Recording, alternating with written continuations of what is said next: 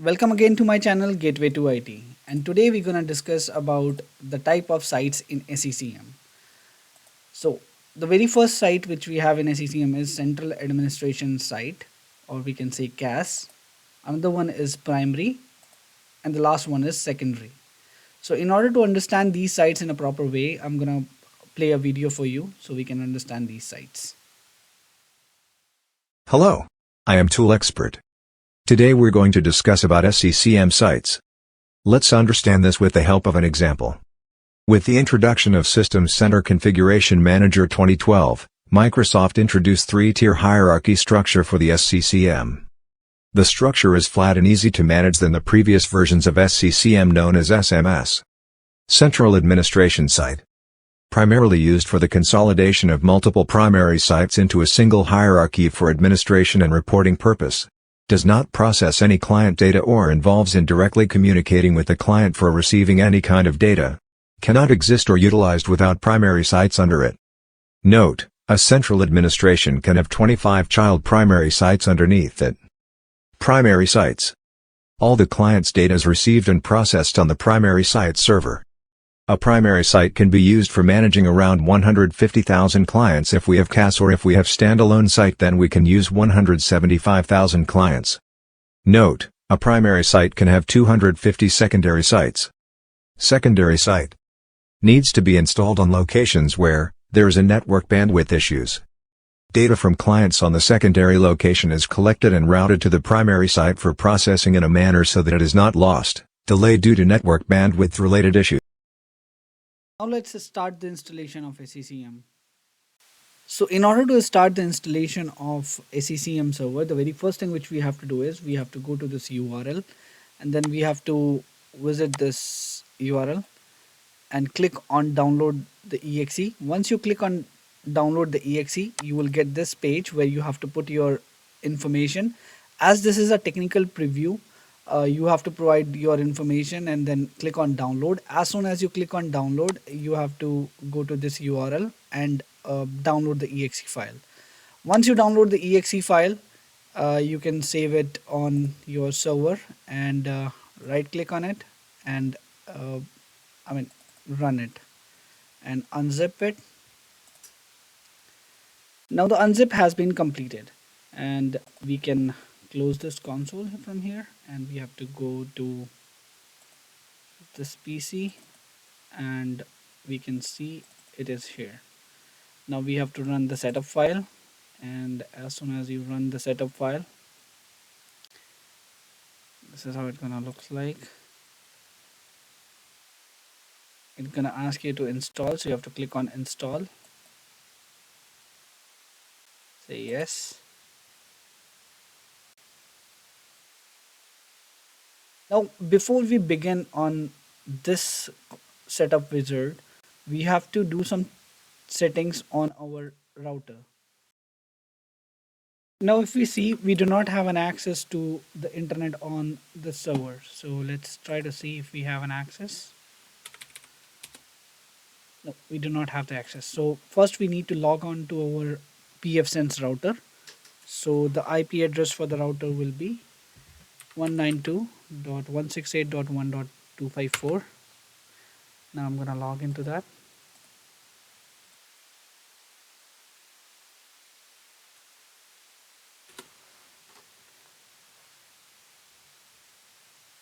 Now in this, if we go to firewall settings, aliases, we need to set the alias for the IP and the ports. So let's set the IP alias first, and we're gonna say add. Under add we can say internet clients, and I can say host, and then I can give my primary site server name here, 192.168.1.5. That's my primary site server, and I can say SCCM server. In the same way, we can add the host where we need internet access. Let's say one of my client machine, 192.168.1 dot, or my domain controller, so I can say DC. and I'm going to save it. Now once we save and hit apply, it will be saved. Now the next thing is we have to go to firewall again, or we can go to ports. Under ports, we have to add another alias. So in this alias, I can say internet clients or internet ports, internet ports, and the port which is required for the internet is 80, which is HTTP, and another port which is required for internet is 443 HTTPS. So I'm going to save it and apply changes. Now I have to go back to the firewall. Under firewall, I have to go to rules. Under rules, I have to go to LAN 01. Under LAN 01, I have to go for add. Now I have to select action as in pass. Interface LAN 1. Address family will be IPv4. Protocol will be TCP. Now the next thing which we have to do is we have to say single host or aliases, and this we have to type the alias like internet, which we have created there, internet clients. Now here we have to add the custom ports, so obviously, so it will be internet ports, and this is also internet ports, and I can say here internet access, internet access, and we can say save. Now apply changes. Now if we see, we should be able to access the internet. So now we have the internet access on this server. Now the next part which we have to do is we have to go again on the setup wizard, and then we have to click next. Under that, we are going to install the standalone primary site, and then we again say next. I'm going to accept the license terms. Next. Now you can do two things here. First, you can download. You can give a path where you wanted to download uh, the prereq which is required in order to install. So there are two ways. Let's say I'm giving C drive and I'm creating new folder and I'm saying prereq, and I'm clicking on OK, and then I'm saying next. So it will start download it. Now if you do not have an access to the internet on the server, or it is slow for you, there is another method to do that. I'm going to share that method with you as well. I'm going to cancel it for now to show you that method.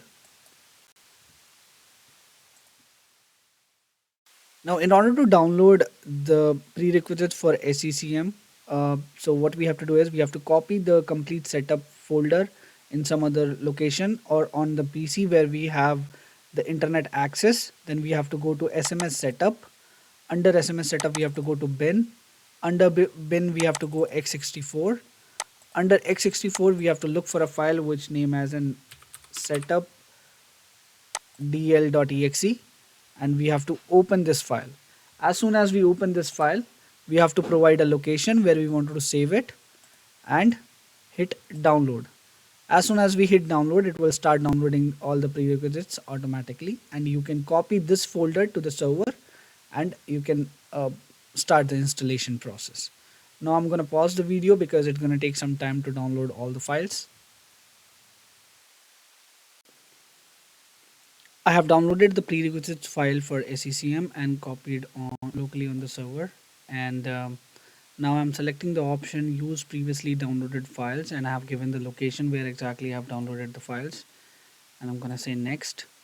Currently it's gonna verify all the prerequisites which we have downloaded, and once that is done, you will get this particular screen where you have to provide your site code. So in my case, the site code will be PRS and my site name will be Gateway to IT Headquarter India. For now, I'm gonna put the installation folder as in C program file configuration manager. If you want, you can change it or you can put it in a different location. And I'm gonna keep all these things default. I'm gonna install my configuration manager console. Hit next, next, and I'm not gonna do any changes here, so I have to keep it here. Next.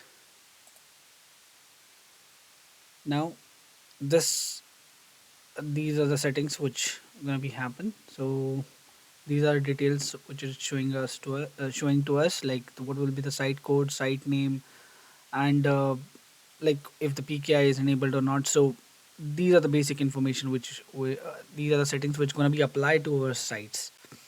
And I'm gonna hit next where it gonna check if everything is happening or not. So let's see what is happening on the pre check.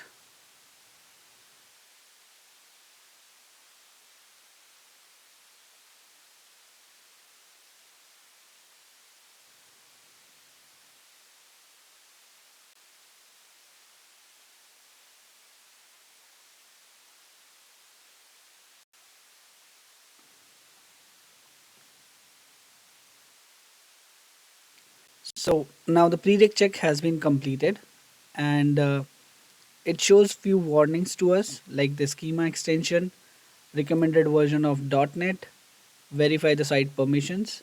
So let's start from schema extension. So schema extension we will do once the site is installed properly, and later on we will do this schema extension, and I'll show you how to do extend the schema. And then after that recommended version of Microsoft.NET, then obviously we need to install .NET 4.6. I have not installed it. However, it gives just it's not a roadblock, but it's recommended to install the .NET at least 4.6 version. Now the next is verify the site permissions to publish the Active Directory sites. So again, this we will do the same at the time of schema extension. And now the SQL for the SQL we are getting warning that configuration manager the configuration for SQL Server memory usage. So it's set to unlimited right now, and we need to set a limit for this. So the method to do that is we can log into the SQL Management Studio and then we can do it. So as this is not a roadblock right now, it's just a warning. So I'm gonna go with the installation right now. Once the installation is finished, we have to install our SQL Management Studio on this server, and then I'm gonna install. I'm gonna set up memory usage on that. So I'm gonna start the installation. Now, as soon as I start the installation, you can view the logs. So in order to view the logs, there is a tool for that, which is CM Trace, and CM Trace tool will be located at the setup file folder. If you go to this location under tools, you will get CM Trace, and you can say yes, close, and the log file. So you can open the log file from two locations. First, you can say view log, or you can go to C and then setup.log. So setup.log will start once this setup has been started, this particular setup, and and the other two logs, which is other log which is showing up here, will be configuration manager prereq check will be the log which you have to check at the time of prereq check. So if any point where it was showing the SQL warning and all those, if any point it was failing, so you have to look at this log, and this log will tell you what exactly the issue is, why exactly it's not happening, or what is the error. So right now it is prereq check is completed, so we do not have to worry about this.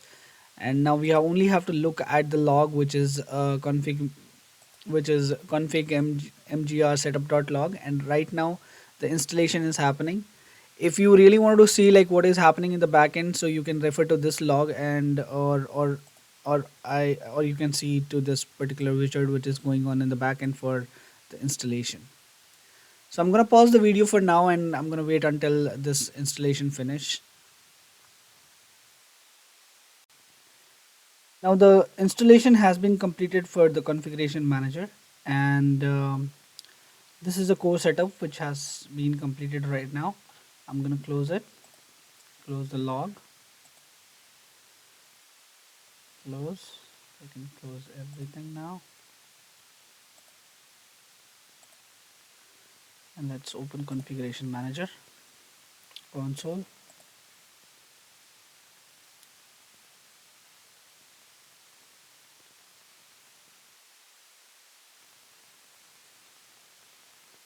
Now the console has been opened. Now this is the end of my video, and in my upcoming video I'm going to do the initial configuration which is required for every configuration manager environment. So stay tuned for my next video. Thank you for watching.